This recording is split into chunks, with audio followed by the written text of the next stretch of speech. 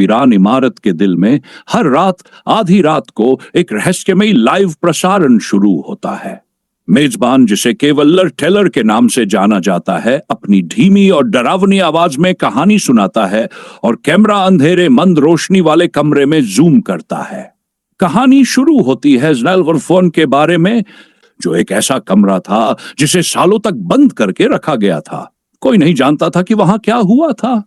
कमरे के अंदर से अजीब आवाजें और फुसफुसाहटें सुनाई देती थी, लेकिन कोई भी उस कमरे में जाने की हिम्मत नहीं करता था।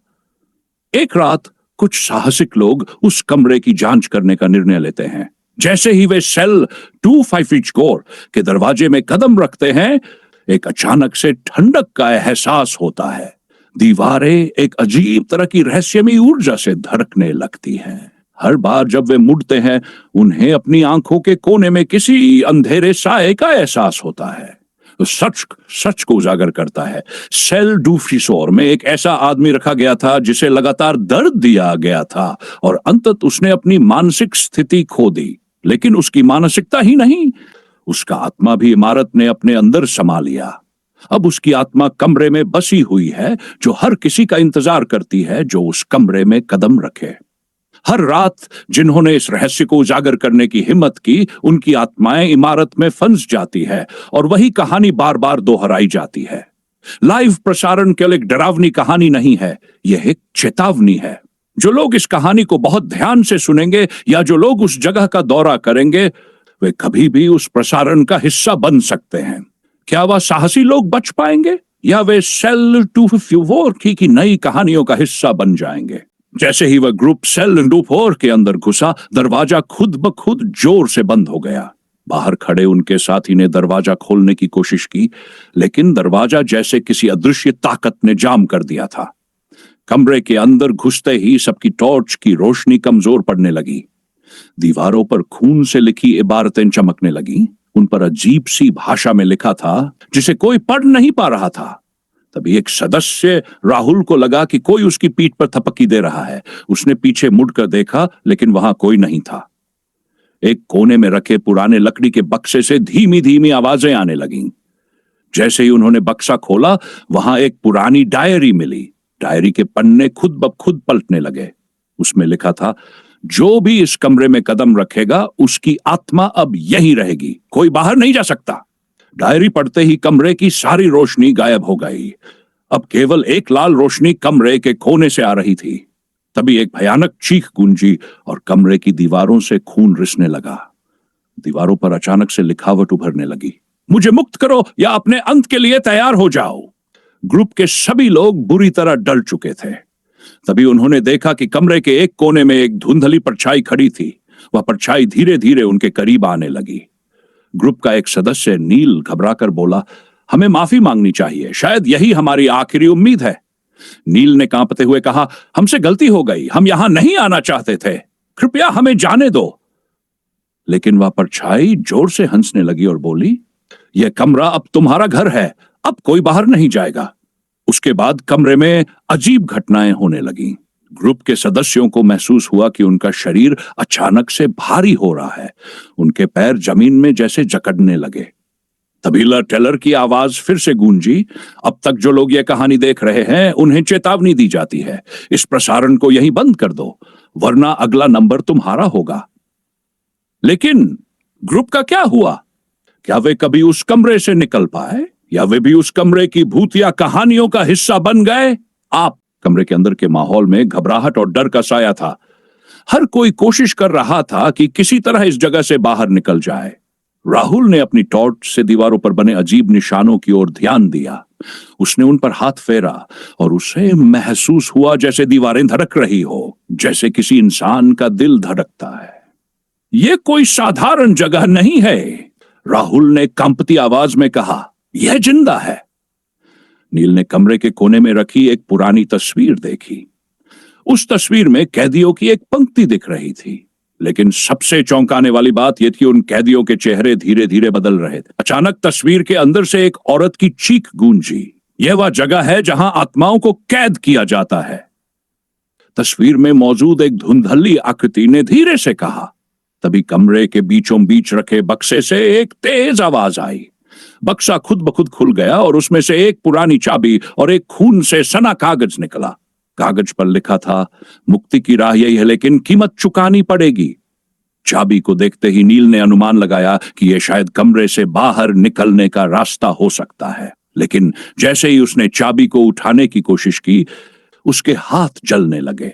चाबी पर अजीब सी लपटें थीं।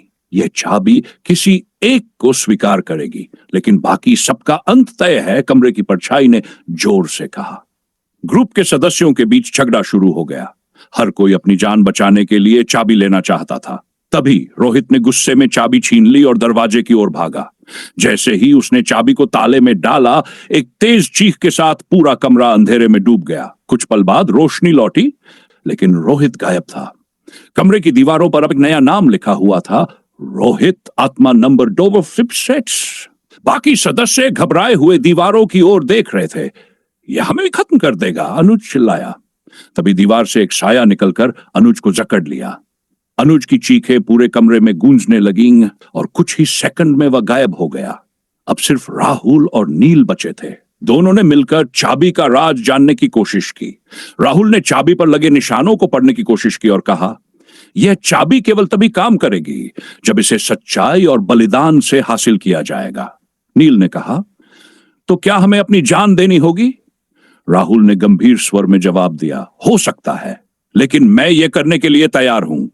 राहुल ने चाबी को उठाया और नील से कहा, अगर मैं नहीं लौटा तो यह कहानी यहीं खत्म कर देना। राहुल ने चाबी को ताले में डाला। ताले के खुलते ही एक तेज रोशनी चारों ओर फैल गई, लेकिन जैसे ही दरवाजा खुला, राहुल गायब हो गया। नील कमरे के बाहर निकल आया, लेकिन जब उसने पीछे मुड़कर देखा तो सेल डूफील्ड पूरी तरह से गायब हो चुका था। थ्रिलर टेलर की आवाज आखिरी बार गूंजी, कुछ रहस्य कभी सुलझाए नहीं जाते और जो लोग सच्चाई जानने की कोशिश करते हैं वे हमेशा के लिए गुम हो जाते हैं। क्या नील सुरक्षित था या वह भी इस भयानक कहानी का हिस्सा बन चुका था? इस सवाल का जवाब आज तक कोई नहीं जान पाया। तो उसे महसूस हुआ कि कुछ बदल गया है। इमारत जो अब तक खंडहर दिखती थी, अचानक नई और चमचमाती हुई लग। यहां का हर दरवाजा खुला हुआ था और गलियारे में हलचल थी। यह कैसे संभव है? नील ने बुदबुदाते हुए खुद से पूछा। उसने चारों ओर देखा। वह फिर से मुख्य दरवाजे तक पहुंचने की कोशिश करने लगा। जैसे ही उसने मुख्य दरवाजे की तरफ कदम बढ़ाया, उसे वहां रोहित खड़ा दिखाई दिया। रोहित? नील चौंक कर बोला, तुम तो मर गए थे। रोहित मुस्कुराया, लेकिन उसकी मुस्कान सामान्य नहीं थी। उसकी आंखें लाल चमक रही थी और उसके चेहरे पर एक भयानक सन्नाटा था। मैं मरा नहीं हूं, बल्कि अब मैं इस जगह का हिस्सा हूं और जल्दी ही तुम भी। नील पीछे हटने लगा। उसने सोचा कि शायद वह किसी भ्रम में है, लेकिन तभी दीवारों से चीखने चिल्लाने की आवाजें आने लगीं। उन आवाजों में राहुल, अनुज और रोहित की चीखें साफ सुनाई दे रही थी। तुम इससे बच नहीं सकते नील, एक गूंजती हुई आवाज आई। सेल 250 ने तुम्हें चुना है, अब तुम्हारा भागना नामुमकिन है।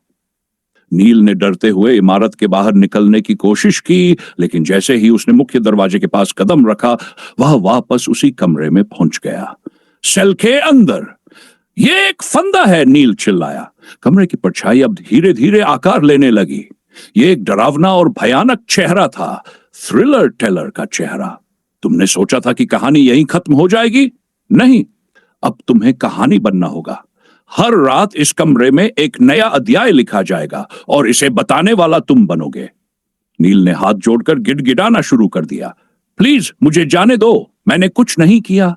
परछाई ने जोर से ठहाका लगाया। यह तुम्हारी सजा नहीं है नील, यह तुम्हारी किस्मत है। सेल 254 के अंदर जो भी आता है वह इस कहानी का हिस्सा बन जाता है। अब तुम थ्रिलर टेलर हो।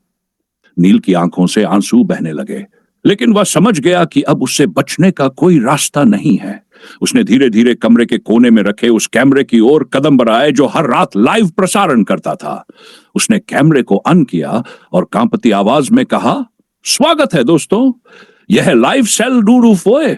आज मैं तुम्हें एक नई कहानी सुनाऊंगा। उस रात सेल 254 की कहानी का एक नया अध्याय शुरू हुआ, लेकिन नील की आवाज अब दूसरों को चेतावनी देने वाली थी। जो भी इस प्रसारण को देख रहा है, तुम्हें चेतावनी दी जाती है, टू सेट से दूर रहो, वरना अगला नंबर तुम्हारा होगा। कहानी अब समाप्त नहीं हुई है, अभी भी हर रात कहानी सुनाता है। सवाल यह है, क्या आप अगला प्रसारण देखने की हिम्मत रखते हैं?